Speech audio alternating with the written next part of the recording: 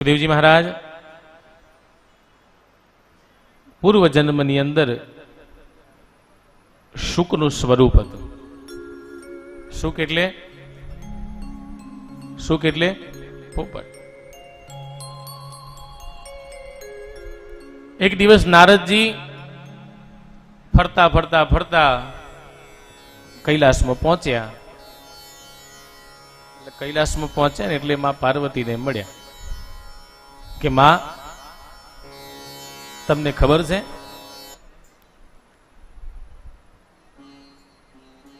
કે ભગવાન શિવમાં જેટલી ગળાની અંદર મુંડ માલા છે ને કોની છે ખબર છે તમને? માં કે મને ખબર નથી. તો કે માં એ સ્વયં તમારી છે. જેટલી મુંડ માળાઓ છે ને, શિવનો કોઈ જન્મ નથી, પણ તમારો અવારનવાર યુગે યુગે તમારો જન્મ થાય છે, તમારું મૃત્યુ થાય છે. પણ આમાંથી જો છૂટવું હોય ને, તે અમર કથા ભગવાન શિવ પાસે રહેલી છે.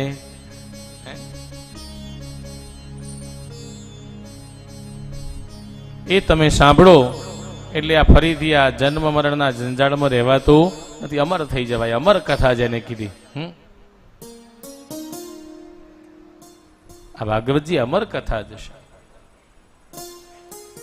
એટલે શિવજી પાસે ગયા. સ્ત્રી હઠ કરી કે મહાદેવજી મને અમર કથા સંભળાવો. તો કે દેવી તમે નહીં સાંભળી શકો, કારણ કે એના માટે એક આસન ઉપર બેસવું પડે, એક ચિત્ત રાખી, એક મન પરોવી કેવલ હરિનું સ્મરણ કરવું પડે. આપણી જેમ નહીં ઘડીએ પડીએ પાણી પીએ ના કરીએ ને ઊભા થઈને આડાવડા થઈએ એવું બધું ના ચાલે. આ તો ભગવાન દયાળુ છે એટલે બધું જતું કરે, એટલે આપણે છે ને એનાથી 4 પાવડા આગળ થવા માંડ્યા. બાકી જેટલો સમય કથા વાંચો ને સાંભળીએ ને એટલા સમય તો વ્રત કરવું જ પડે સાહેબ. એક આસન પલાઠી ના છોડાય, વચ્ચે પાણી બાણી ના પીવાય. આ તો કે કથા સાંભળવા ગયા જવા દો ને પાણીએ ના પાયું. વાતો એવી કરીએ પાછી. પાર્વતીજી હદ કરી અને એ હઠની સાથે ભગવાન શિવજી કીધું કે આ કથા સંભળાવું, પણ આ કથામાં વિરામ આવશે નહીં વચ્ચે. નો બ્રેક. એક જ આસન ઉપર બેસીને આખી કથા સાંભળવાની. કથાની શરૂઆત કરી. ભગવાન તો સમાધિમાં બેસી ગયા, આંખો બંધ કરી કથાનું વિવરણ ચાલુ થયું. થોડો સમય ગયો, સવારથી કથાનો આરંભ થયો, સંધ્યાનો સમય થયો. જેવો સંધ્યાનો સમય થયો ને એટલે યા દેવી સર્વભૂતેષુ મા નિંદ્રા રૂપેણ સંસ્થિતા નમસ્તસ્યે નમસ્તસ્યે નમસ્તસ્યે નમો નમઃ. કયા દેવી આવે? નિંદ્રા. કથામાં નિંદ્રા દેવી ફરતા જ હોય. ઘડીએ પડે ગમે તેને ખભે આવીને બેહી જાય. જેવી ખભે બેહે એટલે તરત ચાલુ. એટલે નિંદ્રા દેવી આયા અને ભગવાને શિવે કીધું તો કે મારી આંખો ખુલશે નહીં, પણ તમારે હોંકારો વચ્ચે દેતા રહેવાનું, એટલે મને ખબર પડે કે આ કથા તમે સાંભળી રહ્યા છો. અને એવા જ સમયમાં પાર્વતીજી કથા સાંભળતા હતા. ઉપર એક પોપટના સ્વરૂપમાં પક્ષી પોપટ એ પણ કથા સાંભળતો. એને ખબર પડી કે આ અમર કથા છે.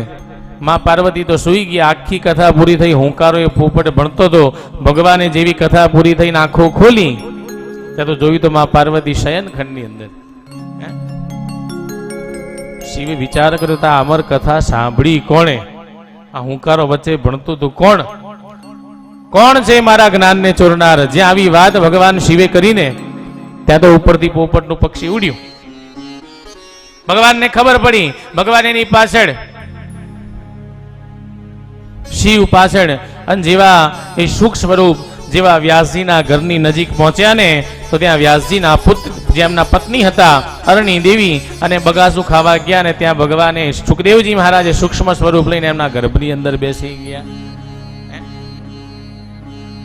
ભગવાન શિવને ખબર પડી. વ્યાસજીને કીધું કે તમારા પત્નીના ગર્ભની અંદર મારા જ્ઞાનને ચોરનાર છે, એને મૃત્યુ દંડ આપવો પડશે. વ્યાસજીએ કે પ્રભુ ક્ષમા કરજો, તમે તો મને વરદાન આપ્યું છે કે ગમે તે સ્વરૂપે તારા ત્યાં પુત્ર થઈને જન્મીશ. આ બધી લીલા પ્રભુ તમારી છે. હે ભગવાને આશીર્વાદ આપ્યા છે મહાદેવજીએ.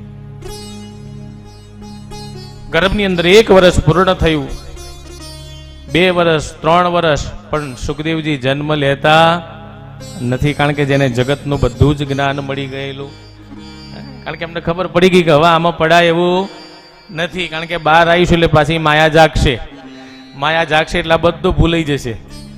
હે પેલું કહેવાય ને કે પહેલાના જમાનામાં બાળકનો જન્મ થતો ને એટલે શું કરતા, માથે હાથ ફેરવીને આશીર્વાદ આપતા હતા, એને સારા મંત્રો બોલાવતા, બ્રાહ્મણને બોલાવી આશીર્વચન આપતા. હવે શું થઈ ગયું, ખીચામાં હાથ નાખવાનો, જેવો પેલો જન્મ લે ને એટલે ઉપર ગોર ગોર જ ફેરવવાની. ના પકડે ને તો એ પરાણે પકડાવે. બેટા જગતમાં આ જ છે, બીજું કઈ છે નહીં. કારણ કે ગર્ભમાં હોય ને ત્યાં સુધી જ જ્ઞાન. યાદ રાખજો, ગર્ભની અંદર ઈશ્વર સિવાય બીજું કોઈ દેખાતું નથી. પેલું કહેવાય છે, આખી કથા છે કે ગર્ભની અંદર જયારે હઈએ માણસ એટલે એને ભગવાન સિવાય કઈ દેખાય નહીં. એટલે ભગવાનને કે ભગવાન પૃથ્વી પર જન્મ આપો. ભગવાન કે આપું તો ખરો, કરશો શું?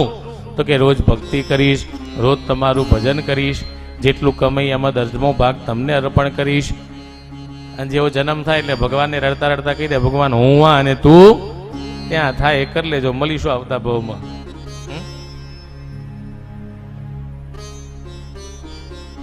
1, 2 વર્ષ, 3 વર્ષ, કારણ કે સમસ્ત જ્ઞાન આખા જગતનું બધું સુખદેવજીને મળી ગયું એટલે એમને જન્મ લેવો નતો. માતાના ગર્ભની અંદર 1, 2 નહીં પણ 16 વર્ષ રહ્યા. કેટલા વર્ષ? વિચાર કરો, એ જનેતા કેવી હશે. 16 વર્ષ સુધી જેને ગર્ભની અંદર સંતાન રાખી. એ અરણી દેવીને એટલું બધું દુઃખ વ્યાસજીથી રહેવાયું નહીં. ભગવાનને આજીજી કરી, પ્રભુ સુખદેવજી મહારાજને જન્મ માટે કીધું, પણ સુખદેવજી કે જન્મ લઉં પણ આ જગતની માયા મને અડવી જોઈએ નહીં, તો જ આ જગતમાં જન્મ લઈશ. કે પ્રભુ એ તો શક્ય નથી. માયા તો દરેક જીવને અડે અડે ને.